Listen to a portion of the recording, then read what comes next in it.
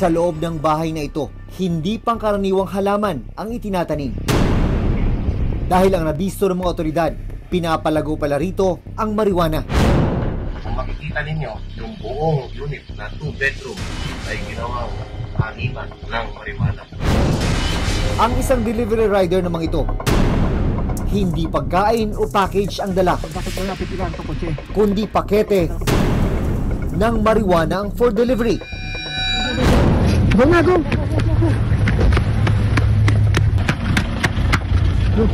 Uli na, uli na! Ang maaksyong operasyon, abangan mamaya. May marijuana pa. Marijuana pa. Pero may mga nagsusulong na gawing legal ang paggamit ng medical marijuana sa bansa. Lunas daw ito sa ilang karamdaman. Talagang lifesaver sa kanya yung cannabis kasi talagang yun yung nagbigay ng buhay sa kanya na yung quality of life na hahanapin ng isang mag-iba. Panahon na nga ba para gawing legal ang paggamit ng medical marijuana?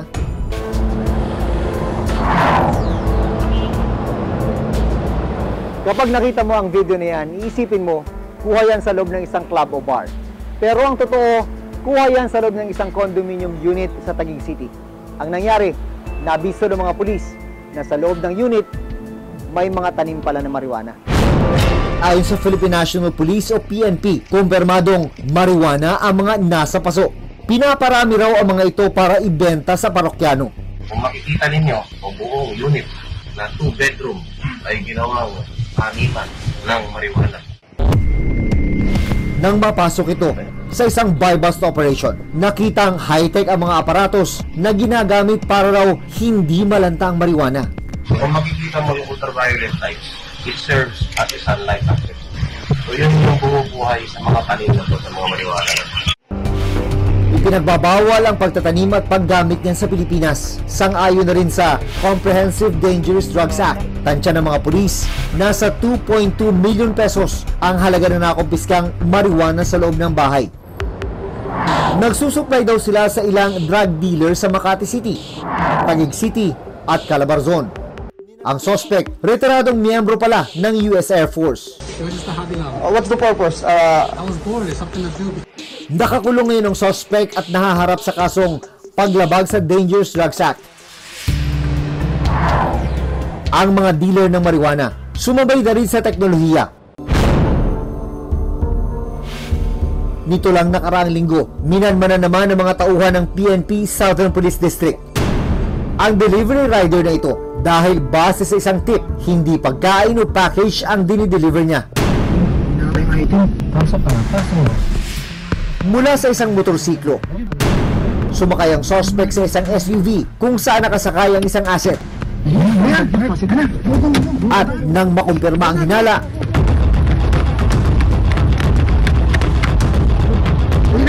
agad hinuli ng mga otoridad ang suspect. May marijuana pa. Marijuana pa. Tinatayang nasa 400,000 pesos ang nakumpiskang marijuana at shabu sa delivery rider.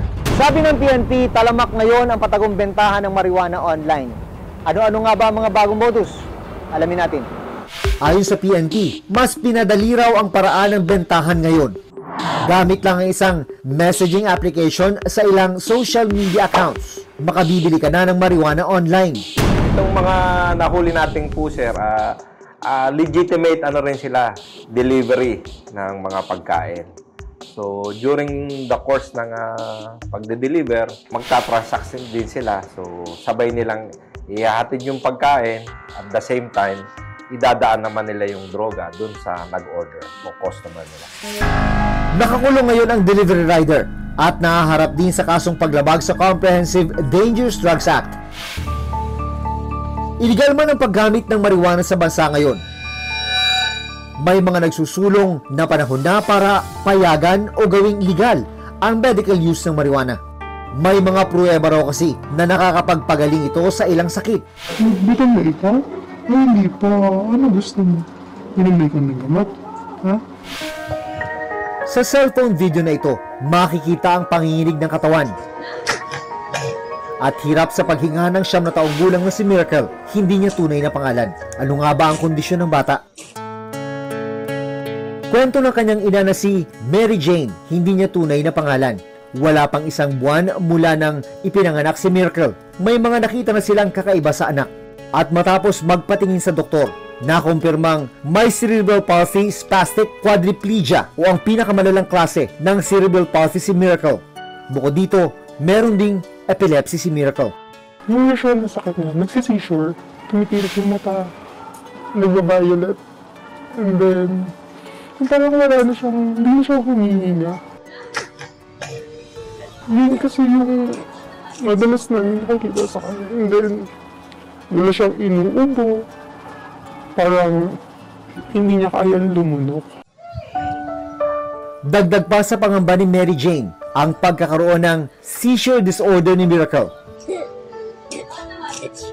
Wala pa siyang 1 month old nung first seizure niya, na hindi naman namin alam na sakit na pala siya, na hindi naman namin ina-expect na yun na yung mangyayari sa kanya.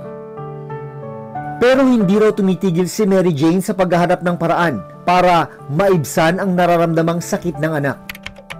Hanggang sa madiskubre niya ang marijuana o cannabis oil na mabibili online.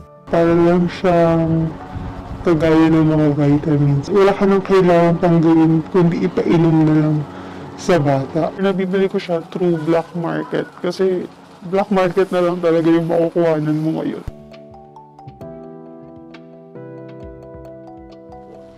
8 drops for 8 hours. Imamassage mo sa bibig niya para mag-set up ng malunok niya. Sa loob ng 5 taon ng pagpapainom kay Miracle ng cannabis oil, malaking pagbabago na raw ang naidulot nito sa bata. Before pa siyang mag-take ng medical cannabis, talagang kapag ginanyan mo yan, dyan niya lang yan. Pero ngayon, kusa niya na yan, kusa niya nang tatanggalin yan. Yan, gagawa na siya ng movements niya. Yan. 5,000 to 7,000 pesos nabibili ang isang bote ng cannabis oil na pinaiinom kay Miracle na tumatagal ng halos 3 buwan. Pwede namang makakuha ng medical cannabis sa pamamagitan ng Compassionate Special Permit mula sa Food and Drug Administration o FDA. Pero matagal raw ang proseso. Kaya napipilitan sina Mary Jane na bumili online. I-take mo lahat ng risk para sa anak mo. Talagang para magkaroon siya ng maibigay mo yung buhay na gusto mo para sa kanya. Yung buhay na pinapangarap mo sa kanya.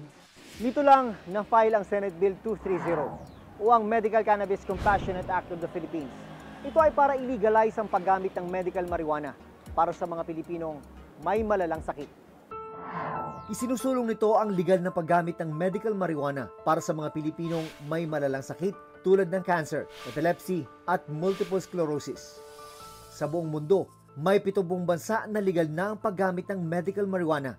Sa pagtataya ng mga pag-aaral sa US, mula 2016 hanggang 2019, ang cannabis ay nakitaan ng moderate to high quality of evidence of efficacy, effectiveness, and safety. Isa sa mga grupong nagsusulong rin sa panukala, ang Canna Hopefuls Inc. Ang alam mo po, yung tinatawag na medical cannabis, madami siyang active component. Pero among all these components, the most common and very popular are yung tinatawag nating CBD and THC. Kasi there are certain specific illness such as cancer na pag binaghalo mo yung tamang combination ng CBD with THC, magkakos ng positive effect sa tao na merong sakit. Nakasaad din sa panukalang batas na magkakaroon ng access ang mga Filipino sa murang medical cannabis. Pero tanging sa mga otorisadong Medical Compassionate Cannabis Centers o MCCCS makakabili nito. Pero para naman sa grupong MedCan o Medical Cannabis Party, ang kampanya ay magkaroon ng access sa cannabis bilang gamot. Yan ang usapan. At yon ay legal. Kaya namin sa pinaglalaban. Usapin ito ng buhay at kamatayan eh. The faster it can be approved or legalized or it can be accessed legally, the better. Kasi maraming pasyente mula bata hanggang matanda ang naghihintay na maka-access nito ng legal. Ayon naman sa Dangerous Drugs Board o DDB, kailangan pang pag-aralan ang magiging epekto ng legalisasyon ng medical marijuana. Si Director Carion ba nandyan? Anong sadya niyo pa kami? Mag-i-interview sana kami. Sinubukan namin kunin ang reaction ng Philippine Drug Enforcement Agency at Dangerous Drugs Board, pero hindi raw muna sila magbibigay ng statement sa ngayon. Hihintayin daw muna nilang maging batas ang proposed bill. Huli na. Speed, sir. Oh, may marijuana pa. Oh, may marijuana. Marijuana pa. Matagal ng issue ang legalisasyon ng medical marijuana sa bansa at ngayong muling isinusulong ito. Dapat ay masigurong maayos ang implementasyon nito para hindi ito maabuso. Para kay Miracle at Mary Jane, ito ang nakikita nilang sagot para mabigyan sila ng bagong pag-asa.